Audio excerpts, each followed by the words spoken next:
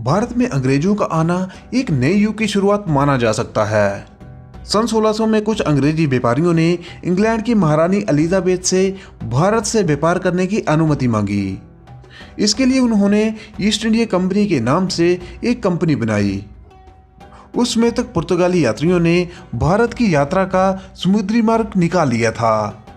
उस रास्ते की जानकारी लेकर और व्यापार की तैयारी करके इंग्लैंड से सन 1608 ईस्वी में हेक्टर नाम का एक जहाज भारत के लिए रवाना हुआ। अगर दोस्तों आपने अभी तक इस चैनल को सब्सक्राइब नहीं करा है तो वीडियो देखने के साथ इस चैनल को जरूर सब्सक्राइब करें। इस जहाज के कैप्टन का नाम हॉकिंस था। हेक्टर नाम का यह जहाज सूरत के बंदरगाह पर रुका। उस समय सूरत भारत का एक व्यापारी केंद्र था। सन 1608 ईस्वी में भारत पर मुगल बादशाह जहांगीर का शासन था। हॉकिंस अपने साथ इंग्लैंड के बादशाह जेम्स प्रथम का एक पत्र जहांगीर के नाम से लाया था। उसने जहांगीर के दरबार में स्वयं को राजदूत के रूप में पेश करा और घुटनों के बल बैठ करके बादशाह जहांगीर को सलाम करा, क्योंकि वह इंग्लैंड के सम्राट का राजदूत बनकर के आया था। इसीलिए जहांगीर ने भारतीय परंपरा के अनुसार उसका विशेष स्वागत करा और उसे सम्मान दिया। परंतु जहांगीर को क्या पता था कि जिस अंग्रेज कौम को वह सम्मान दे रहा है एक दिन वही उसके वंश का अंत कर देगा। उस समय तक पुर्तगाली कलकत्ता को अपना डेरा बना चुके थे और भारत में व्यापार कर रहे थे। व्यापार करने के लिए हॉकिंस भी आया था। उसने अपने प्रति जहांगीर के मन में इतने सम्मान को देख करके उसका लाभ उठाना चाहा। हॉकिंस ने जहांगीर को पुर्तगालियों के खिलाफ भड़काया और जहांगीर से कुछ विशेष सुविधाएं प्राप्त कर ली। इन अधिकारों का उपयोग करके हॉकिंस ने पुर्तगालियों के जहाजों को लूटा। सूरत में उनके व्यापार को भी ठप करने का काफी उपाय करा और इसी तरह से हॉकिंस ने 6 फरवरी सन 1663 ईस्वी में बादशाह जहांगीर से शाही फरमान जारी करवा लिया ताकि अंग्रेज व्यापार करने के लिए सूरत में अपना कारखाना शुरू कर सकें। इसी के साथ जहांगीर ने उनको इजाजत दे दी।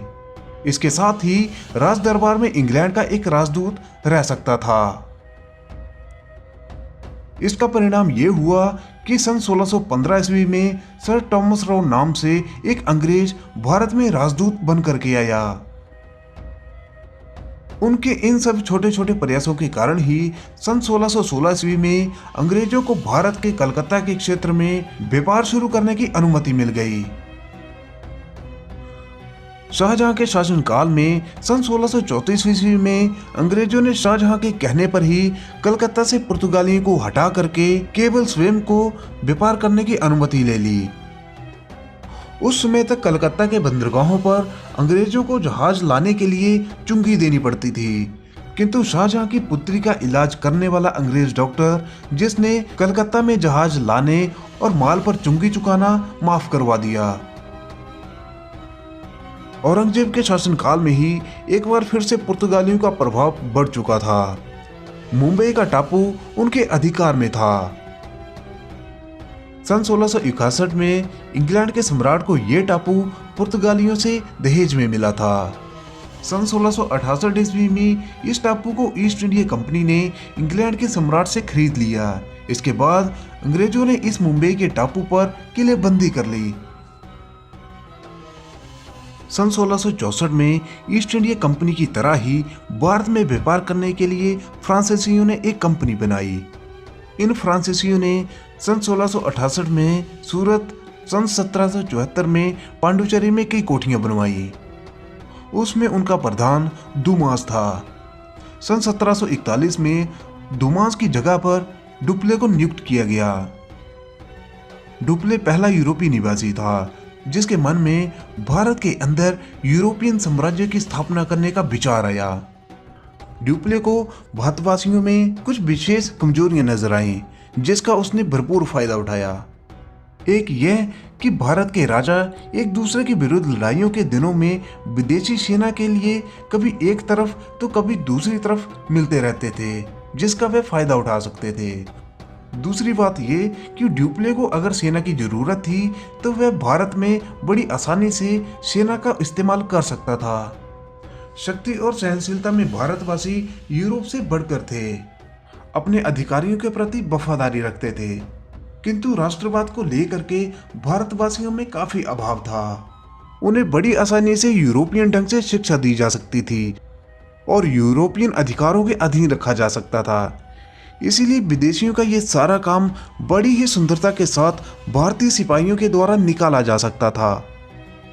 इन सब बातों को देख करके ड्यूप्ले के मन में भारत पर अधिकार करने की इच्छा उत्पन्न हुई। ड्यूप्ले को अपनी इस महत्वाकांक्षा के पीछे केवल एक ही बाधा नजर आती थी और वह था अंग्रेजों की प्रतिस्पर्धा। ड्यूप्ले की ये शंका सही निकली।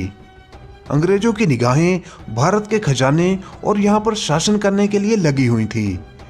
इसका परिणाम ये मिलता है कि सन 1746 ईस्वी में कर्नल स्मिथ नाम के अंग्रेज ने जर्मन के साथ मिल करके बंगाल, बिहार, उड़ीसा को जीतने और उसको लूटने के लिए एक योजना चुपचाप तैयार करके यूरोप में भेजी थी।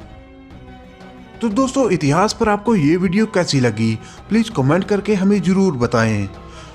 अगर आपको ये वीडियो पसंद आती है तो प्लीज इस वीडियो को लाइक करें और इतिहास के बारे में और अधिक जानने के लिए इस चैनल को जरूर सब्सक्राइब करें। तो दोस्तों, मिलते हैं हम अगली वीडियो में, तब तक के लिए जय हिंद।